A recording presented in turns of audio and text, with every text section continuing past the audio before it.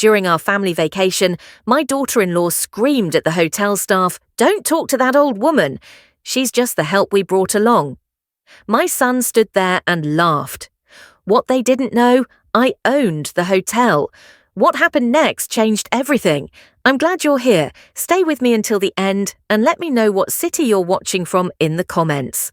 I'm Margaret Chen and I'm 68 years old. For months, I'd been looking forward to this trip. My son David and his family don't visit much anymore, so when he suggested a week in Miami Beach, I was thrilled. Maybe this would be my chance to finally connect with my daughter-in-law, Brittany, who'd kept me at arm's length for the 6 years they'd been married. But there was another reason I was desperate for this trip. 6 months ago, Brittany had threatened to cut off my access to Sophie and Tyler if I interfered in their family. All I'd done was buy Tyler new shoes when I noticed his old ones were too small. That was interfering. Since then, I'd been walking on eggshells, terrified of losing my grandchildren. The 4-hour drive from Orlando to the Ocean View Boutique Hotel was rough. David and Brittany talked the whole time about spa appointments, fancy restaurants, and beach clubs. Every time I tried to join the conversation or ask about my grandkids, Brittany would give me one-word answers. David just ignored me completely. I should have known better. But I wanted so badly to fix our broken family that I pushed those warning signs aside. Here's what my family didn't know. The Ocean View Boutique Hotel was mine. After my husband died when David was 13, I took the small bed and breakfast we'd started together and turned it into something bigger. I worked 18-hour days. I cleaned rooms myself. I handled every reservation, every complaint, every broken pipe. 23 years later, I owned 4 boutique hotels across Florida. I used my maiden name, Chen, for all my businesses, while David knew me by my married name, Foster. But here's the thing, I deliberately lived a modest lifestyle. I drove a 10-year-old Honda Civic. I shopped at Target. My house was a small 3-bedroom in a regular neighborhood, comfortable but nothing fancy. I did this on purpose.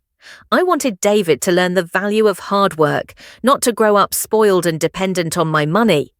What David didn't know was that his financial help over the years hadn't come from me directly. When his father died, I'd set up a trust fund managed by my attorney's firm.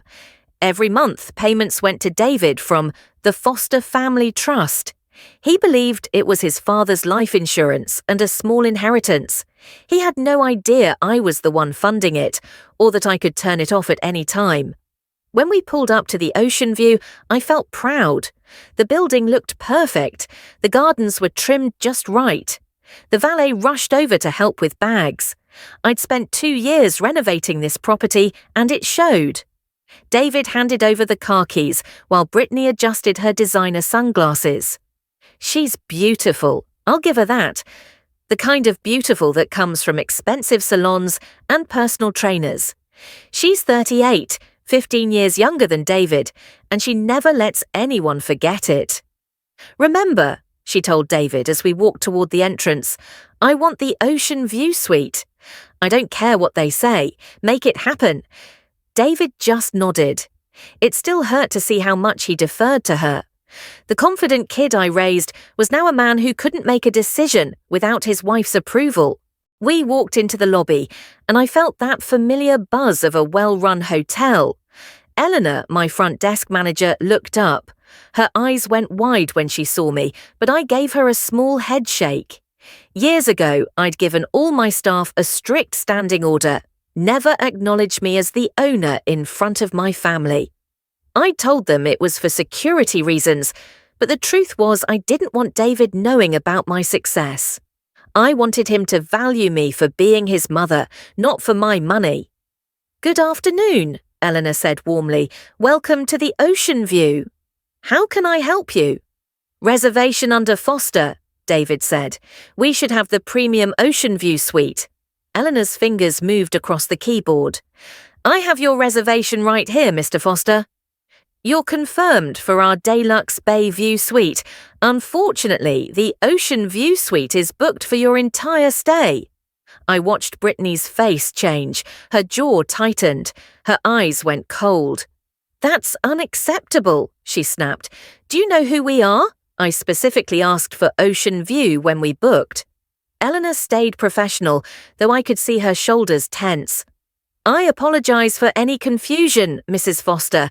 The Bayview suite is lovely, and it has—" "I don't want to hear about some second-rate room," Brittany interrupted, her voice getting louder. Other guests started turning to look. "I want the Ocean View suite, and I want it now." I stepped forward, trying to calm things down. "Brittany, maybe we could just—" She spun on me, and her face was full of rage. "Don't you dare speak," she shouted. The whole lobby went quiet. "Elena, or whatever your name is, just ignore this old woman. She's not important. She's just the help we brought with us to watch the kids." My face burned hot. People were staring. Some were pulling out their phones, but Brittany wasn't done. "Don't talk to her," she said, pointing at me like I was garbage. "She's the nanny. The babysitter. Don't waste your time on her." I stood there frozen. My mouth went dry. In that moment, I thought about Sophie and Tyler. Brittany's threat from 6 months ago echoed in my head. "If you keep undermining me, you'll never see these kids again." I couldn't risk it. I had to stay quiet. I had to swallow this. Behind the desk, I could see Elena's knuckles turning white as she gripped the counter. The other staff members looked like they wanted to intervene, but they'd been trained well. They remembered my orders. No matter what, don't reveal who I am in front of my family. But what came next hurt even more than Brittany's words. David laughed. Not a nervous laugh. A real, genuine laugh, like watching his wife humiliate me was the funniest thing he'd ever seen. "Oh my God, Brittany," he said, wiping his eyes. "You're terrible. But you're not wrong. Mom, just let us handle this, okay?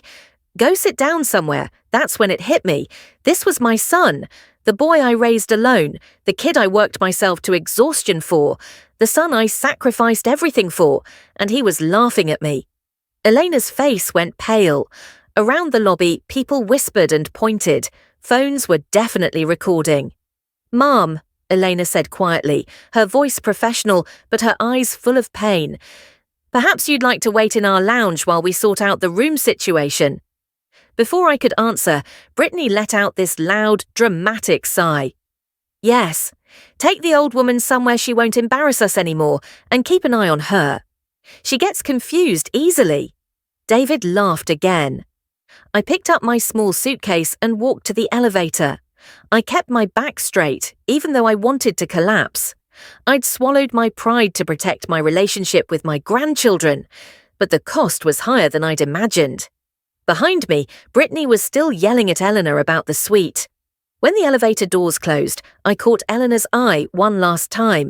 She gave me a small nod. She understood. She was sorry, and she was waiting for my signal. As the elevator went up to the 8th floor, something started growing inside me alongside the pain, but I pushed it down. I couldn't risk losing Sophie and Tyler. I had to keep the peace. The next morning, I woke up to an ocean view that should have been paradise but felt like hell. I'd barely slept. Every time I closed my eyes, I heard Brittany's voice. "She's just the help." I heard David's laugh. A knock on my door broke through my thoughts.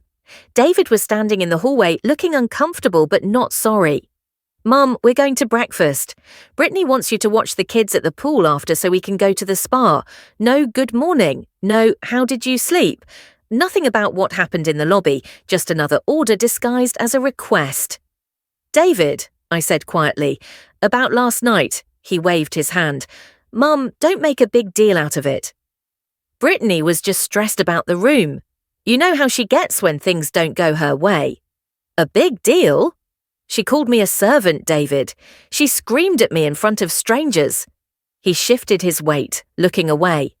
"She didn't mean it." "That's just Brittany being dramatic. Can we not talk about it? We're supposed to be on vacation."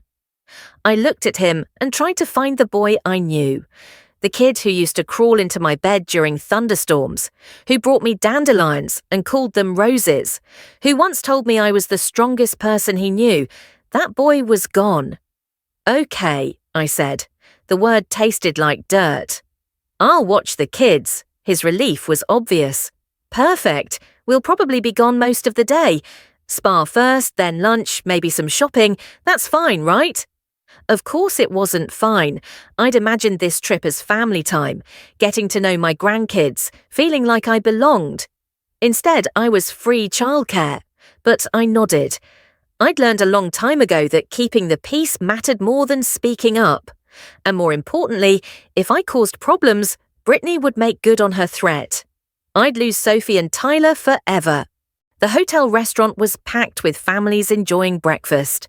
Brittany had somehow gotten the best table by the window, and she was already snapping orders at our waiter, Marcus, one of my best employees.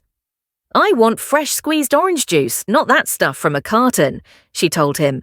And make sure those eggs are cooked exactly 3 minutes, not more, not less.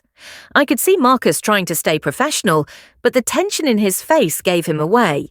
He caught my eye for just a second, and I could see the question there. Should I say something? I gave him the smallest headshake. Not yet. My grandkids, Sophie and Tyler, ages 7 and 9, sat silently at the table with their eyes on their tablets. They barely looked up when I sat down. "Good morning, sweetie," I said to Sophie, reaching out to touch her hair. Brittany's hand shot out and stopped me. "Don't touch her hair." "It was just done yesterday, and I don't want you messing it up." I pulled my hand back like I'd touched a hot stove. Sophie didn't even look up from her screen. "Kids, say good morning to Grandma Margaret," David mumbled, sounding bored. "Morning," they said together, still staring at their devices. I sat in the only chair left, the one facing away from the view. Brittany had made sure the good seats were for her family. I was the afterthought. "Margaret," Brittany said without looking at me, "after breakfast you'll take the kids to the pool. Put sunscreen on them every hour. Sophie burns easily, and if she gets even a little pink, I'm holding you responsible." I nodded. "And keep them away from the deep end. Don't let them eat pool snacks, they're full of chemicals. If they need anything, call me immediately. Don't try to handle it yourself." Each order was like a small cut. Another reminder that she didn't trust me with my own grandchildren. "How long will you be at the spa?" I asked. Brittany finally looked at me, her gaze cold. "As long as we want. This is our vacation, not yours. You're here to help." David stayed silent, staring at his phone. After breakfast, I sat by the pool with Sophie and Tyler. They stayed glued to their screens while other families around us laughed and played and actually enjoyed each other. "Grandma," Sophie said suddenly, and my heart jumped, hoping she wanted to talk. "Mum says you used to clean houses for rich people. Is that true?" The question felt like a slap. I'd never cleaned houses. I'd built my own business from nothing. I'd created jobs for dozens of people. I'd earned respect in an industry that didn't always respect women. And in Brittany's version of my life, I was just a maid.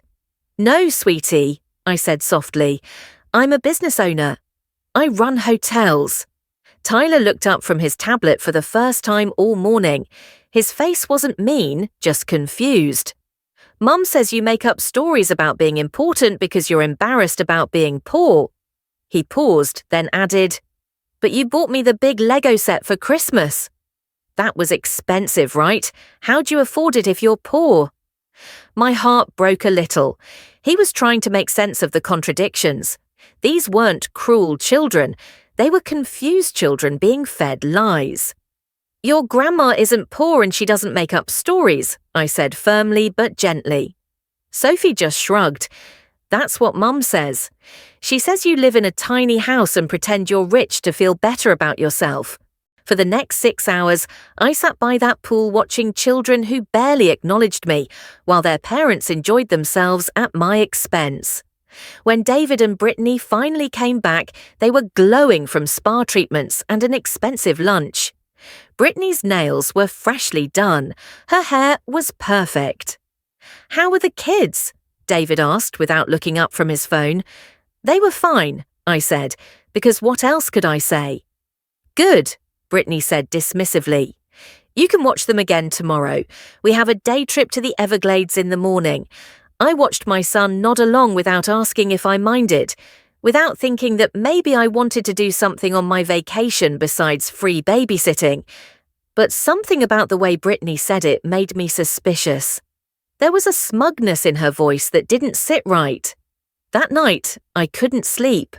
The humiliation from the lobby kept replaying in my head, mixed with Brittany's threat from 6 months ago. I felt trapped. If I stood up for myself, I'd lose my grandchildren, but if I stayed silent, I'd lose myself. Finally, around 2 a.m., I made a decision. I needed to know the truth. I needed to understand what was really going on. I got dressed and went down to the security office. Miguel, my head of security, was on night shift. "Ms. Chen," he said, surprised to see me, "is everything all right?" "Miguel, I need to see the security footage from the pool bar area today, and I need to see all the charges made to room 412. That's my son's room." His expression shifted. "Of course. Give me a few minutes."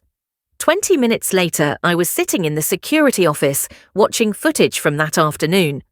The timestamp showed 2:47 p.m. Exactly when David and Brittany were supposedly on their way to the Everglades. But there they were, in one of the private cabanas by the pool bar, with another couple I didn't recognize. Miguel turned up the audio. Our security system had installed high-quality audio in all public areas after an incident last year.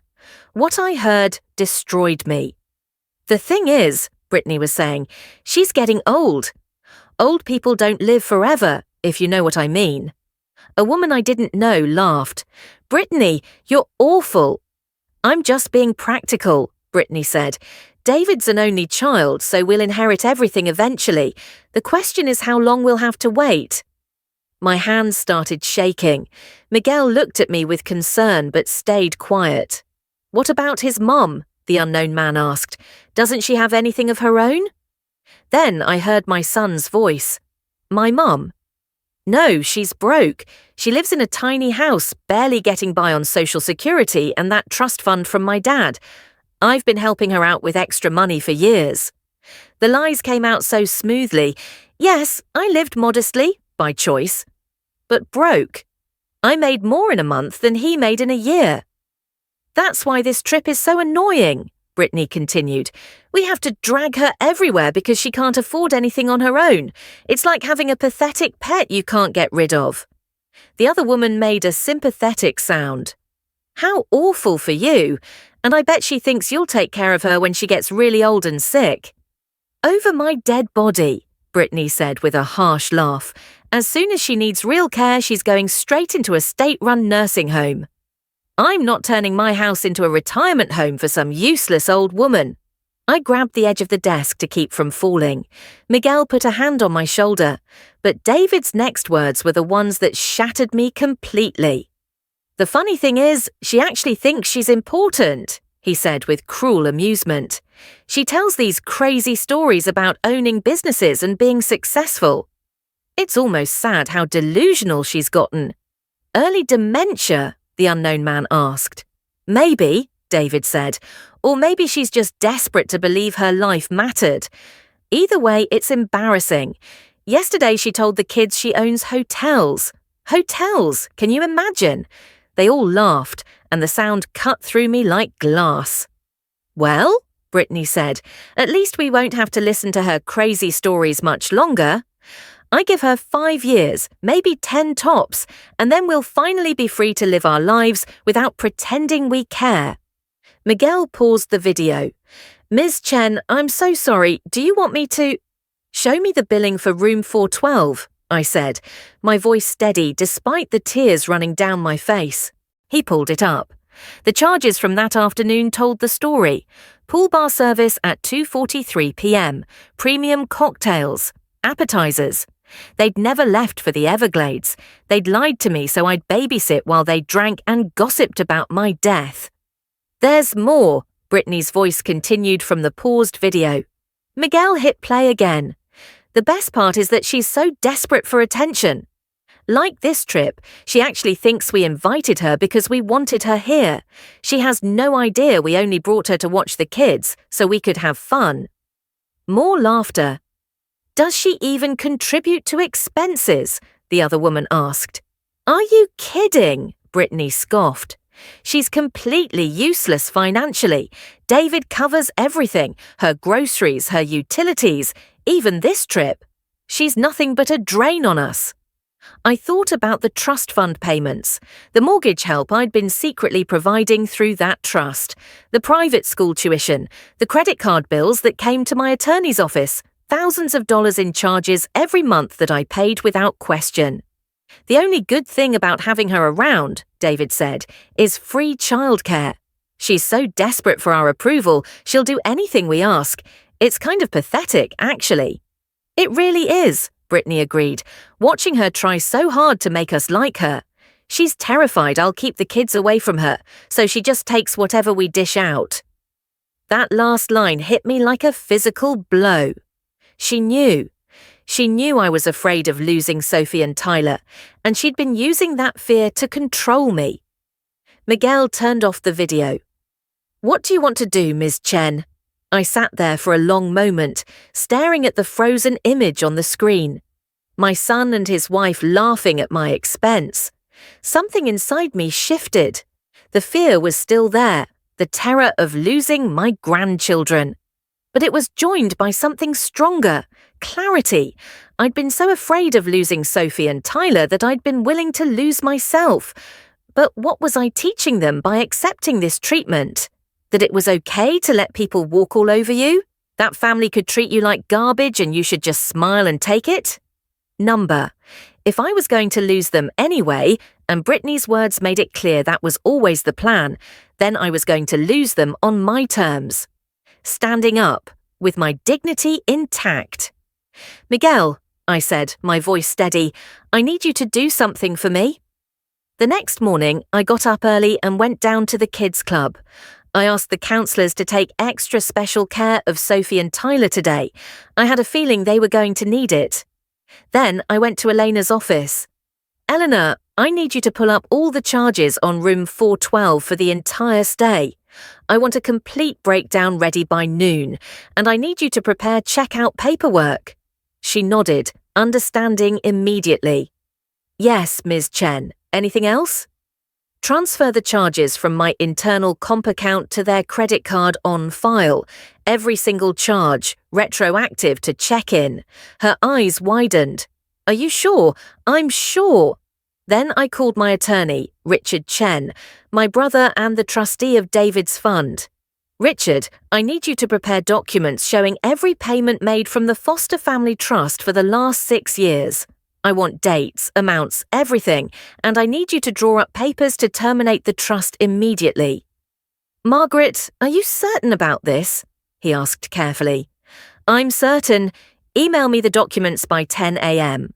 My last call was to my financial advisor. Pull all records of payments I've made on David's behalf, credit cards, mortgage payments, everything. I need it documented. By 10 a.m., I had everything I needed. Bank statements showing I'd paid over $340,000 to support David's family over 6 years. The mortgage payments, the credit card bills, averaging $4,000 a month, all Brittany's shopping, the school tuition I'd covered through the trust. David and Brittany thought they were supporting me. The truth was the exact opposite. At 11:30 a.m., I was sitting in my room when there was a knock on my door. David and Brittany, back from wherever they'd actually been that morning. They hadn't gone to the Everglades. I'd confirmed that with Elena. They'd gone to a beachfront brunch at a resort down the road. Mum, we're heading out for lunch, David said. Can you grab the kids from Kids Club and watch them this afternoon? We won't be back until dinner. Actually, I said calmly, I need to talk to both of you. Come in.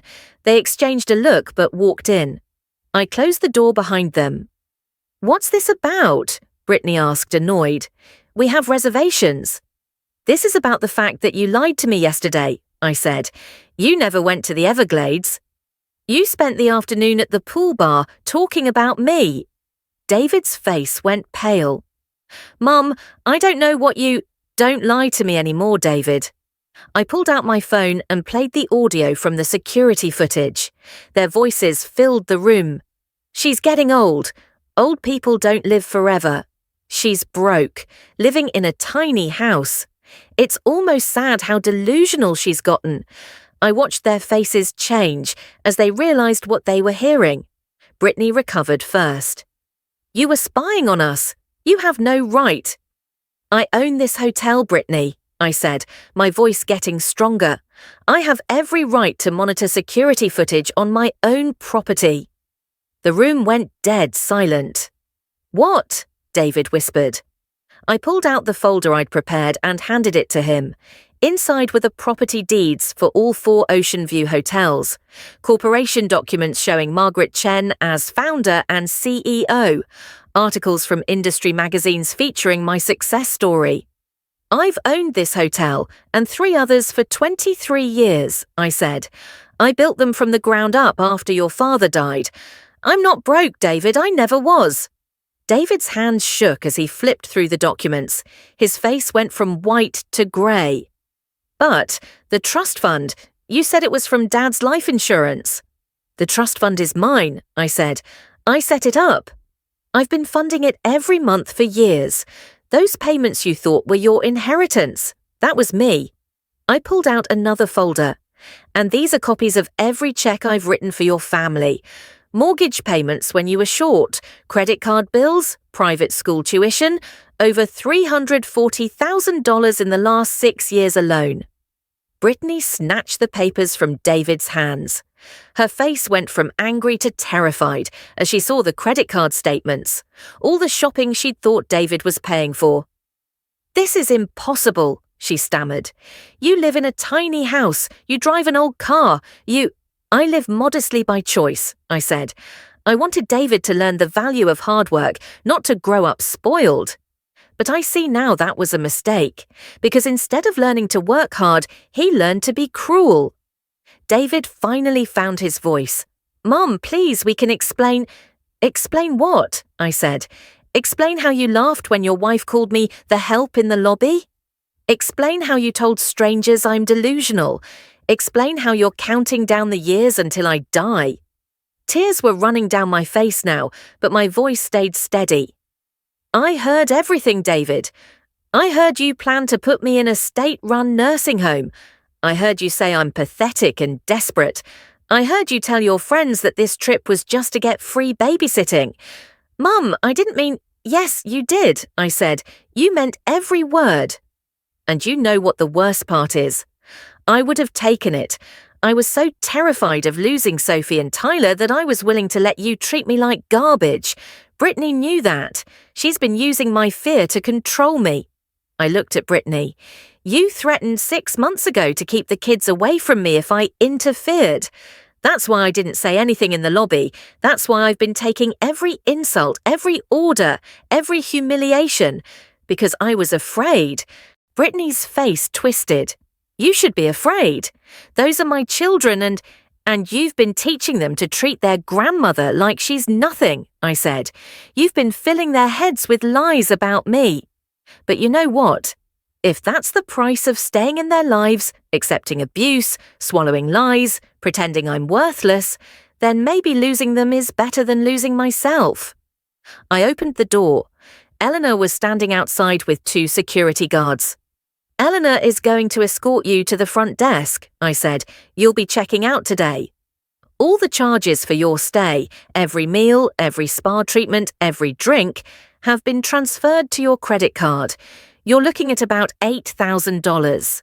Brittany's face went purple. You can't do this. I can and I am. As of noon today, the Foster Family Trust is terminated. No more monthly payments, no more mortgage help, no more credit card payments. You're on your own. David's face crumpled. Mum, please, we can talk about this. I'm sorry, I'm so sorry. I know you are, I said quietly. You're sorry you got caught. You're sorry the money's gone, But are you sorry for what you said? Are you sorry for laughing at me? Are you sorry for making your children think their grandmother is a liar?" He opened his mouth, but no words came out. "That's what I thought," I said. "Eleanor will have your final bill ready at checkout. You need to be out in 2 hours." "What about Sophie and Tyler?" Brittany demanded. "They're safe in the kids' club. You can pick them up on your way out." "And Brittany," I looked her straight in the eye. "You won. You got exactly what you wanted. You don't have to deal with me anymore. I won't be calling. I won't be visiting. I won't be sending birthday presents or Christmas gifts. You wanted me out of your lives, and now I am." David was crying now. "Mum, please don't do this. The kids need you. The kids need a grandmother who's treated with respect," I said. "And since I can't have that, it's better for them to have no grandmother at all. At least this way, I'm teaching them something valuable, that you don't accept abuse from anyone, even family." Eleanor stepped forward. "Mr. and Mrs. Foster, please come with me." They left, Brittany arguing the whole way, David crying. I closed the door and sat on the bed. I'd done it. I'd stood up for myself, and it felt terrible. The next 3 months were the hardest of my life. David tried everything. He called, he emailed, he showed up at my house. He had the kids call me, their little voices asking why Grandma didn't love them anymore. That almost broke me. But I remembered what I'd heard on that security footage. This wasn't about punishing children. This was about refusing to teach them that love means accepting abuse. I didn't answer David's calls, but I did send one email. "David, when you're ready to apologize, really apologize, not just say sorry because the money stopped. I'll listen. But your apology needs to be for your actions, not for getting caught. Until then, I have nothing to say to you." Through my attorney, I heard about what was happening. Without the trust fund payments, David was struggling. He'd refinanced the house twice over the years, counting on those monthly checks. Now he couldn't make the mortgage. Brittany's credit cards were maxed out. She'd been spending thousands every month that I'd been paying. When the bills came due in her name, she was shocked. David had to pull the kids from private school. They moved to a smaller house. Brittany's shopping sprees stopped, and apparently Brittany and David's marriage was falling apart. She'd married him thinking he came from money. Finding out he was broke, and that she was broke too, changed everything. It hurt to hear about the kids suffering, but they weren't suffering because of me. They were suffering because their parents had built a lifestyle on lies and money that wasn't theirs. 3 months after Miami, David showed up at my door alone. No Brittany, no kids. His eyes were red. He'd lost weight. He looked exhausted. "Mum," he said, and his voice cracked. "Can we talk?" I let him in. We sat at my kitchen table, and for 4 hours we talked. He cried. I cried. "Brittany and I are separated," he said. "She moved in with her sister. She's talking to a lawyer about divorce and custody. She says I can't provide for the kids, that I'm a failure." He looked at me with devastated eyes. "She's right. I am a failure, but not because I can't pay for things. I'm a failure because I treated my mother like garbage, because I laughed when my wife humiliated you, because I told lies about you, because I talked about your death like it was something to celebrate." "Why, David?" I asked. "Why did you do it?" He was quiet for a long time. "Because Brittany wanted me to. And I've spent 6 years doing everything Brittany wants, becoming everything she wanted me to be. I lost myself, and worse, I lost you." "What about what you said in that cabana?" I asked. "Did you mean it?" "I don't know," he said honestly. "In that moment, with Brittany there, with her friends judging everything, I think I convinced myself it was true. It was easier to believe you were pathetic than to admit that I was being cruel. Does that make sense?" "No," I said, "but I appreciate the honesty." He nodded. "I don't expect you to forgive me. I don't even know if I can forgive myself. I just needed you to know that I finally see it. I see what I did. I see what I became. And I'm horrified." I looked at my son, really looked at him. This broken, exhausted man who'd once been my confident, kind boy. "I don't forgive you," I said, and watched him flinch. "Not yet." Because forgiveness isn't something you give after one conversation. It's something you earn over time through changed behavior. "I understand," he said quietly. "But," I continued, "I'm willing to try. To see if we can rebuild something.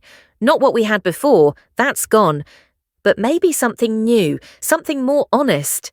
His face filled with hope. "Really? Really? But there are conditions. You're in therapy, real therapy, not just marriage counselling. You're working on understanding why you let Brittany control you, why you were willing to hurt me to please her, and you're completely honest with me from now on. No more lies, even small ones." "Yes," he said immediately, "anything." "And the financial help stays ended," I said. "You need to learn to stand on your own. I'll help with the kids' education when you have them. I'll pay tuition directly to the school, but nothing else. You're 53 years old. It's time to take care of yourself." He nodded. "I deserve that." We started slowly. Sunday dinners, just the two of us. At first, the conversations were stilted, careful, but gradually we found our way back to each other. He told me about therapy, about the things he was learning about himself, about codependency and people-pleasing, and how he'd mistaken submission for love. 6 months after that first conversation, David brought Sophie and Tyler to visit me. I was nervous. I hadn't seen them since Miami, and I had no idea what Brittany had told them about why I'd disappeared from their lives. They walked in cautiously. Sophie was holding David's hand tight. Tyler looked at the floor. "Hi, Grandma," Sophie said quietly. "Hi, sweethearts," I said, my voice shaking. "I've missed you so much." "We missed you too," Tyler said. Then, after a pause, "Are you still mad at us?" My heart broke. "Oh, honey, I was never mad at you." "Not ever. I was mad at grown-ups who said things that weren't true, but never at you."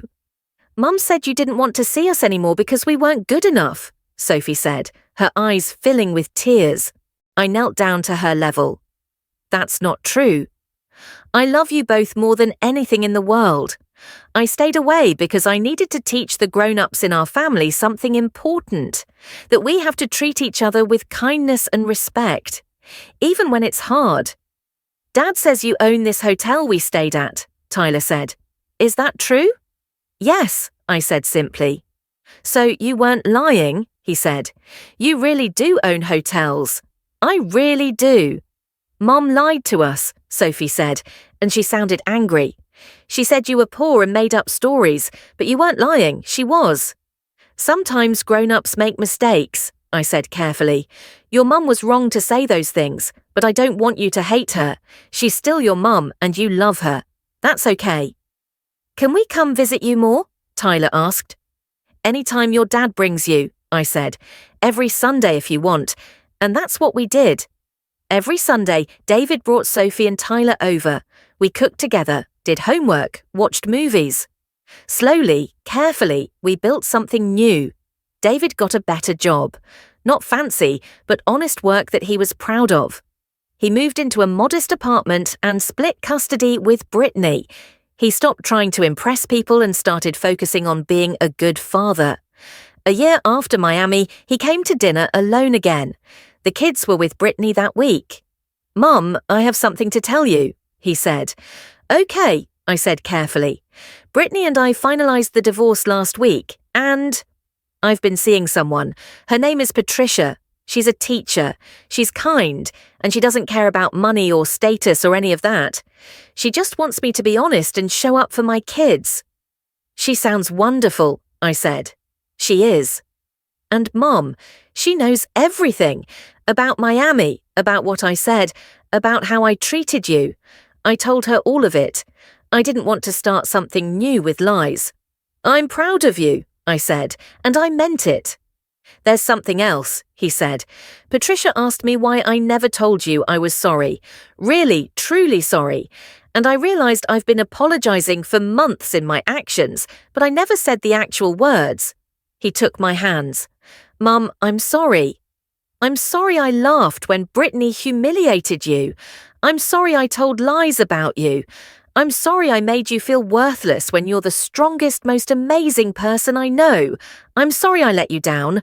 I'm sorry I chose pleasing my wife over respecting my mother. And most of all, I'm sorry I made you feel like you had to choose between your dignity and your grandchildren. That should never have happened. Tears ran down my face. Thank you, I whispered. I needed to hear that. Do you forgive me? He asked. I do, I said. I really do. We hugged and it felt like coming home. 2 years after Miami, I'm sitting on my porch, my modest porch, on my modest house in my regular neighborhood, watching Sophie and Tyler play in the yard. David and Patricia got married last month. It was a small ceremony at the courthouse, followed by dinner at a restaurant, nothing fancy. Patricia wore a simple dress. David wore a suit he'd owned for years, and it was perfect. Sophie and Tyler split their time between David's place and Brittany's. Brittany remarried too, a man who actually has family money this time. She's cordial to me now, if not warm. We'll never be friends, but we can be civil at school events and birthday parties. The kids know the truth now. They know I own hotels. They know I helped their dad financially for years. They know what happened in Miami. We don't dwell on it, but we don't hide from it either. Last week, Tyler asked me, Grandma, why do you still live in this small house if you have so much money? Because a big house won't make me happier than this one does, I said. And because I want you to understand that money isn't what makes life good. Love makes life good. Respect makes life good. Being true to yourself makes life good. Is that why you stood up to Mum and Dad? Sophie asked. Because you needed to be true to yourself. Exactly, I said. I want to be like that when I grow up, she said. Brave enough to stand up for myself, even when it's scary. You will be, I promised her. My hotels are doing well. My staff respects me. I have a good life, filled with meaningful work and honest relationships. But the thing I'm most proud of isn't the business I built. It's the lesson I taught my family, that love without respect isn't love at all.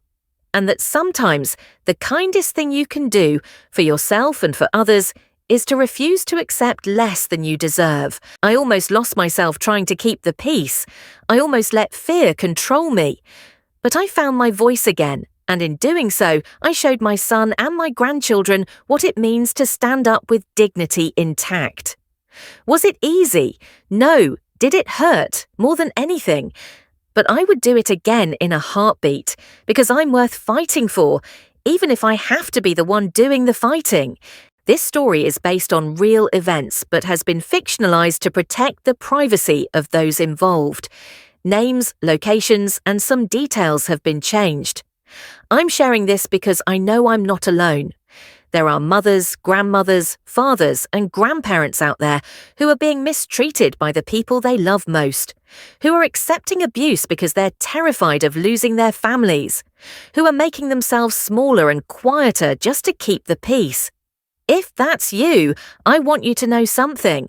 You deserve respect. You deserve kindness. You deserve to be treated with dignity. And if the people in your life won't give you that, it's not your job to keep shrinking yourself to fit their cruelty. Sometimes the bravest thing you can do is walk away. Sometimes losing people is better than losing yourself. It won't be easy. It will hurt.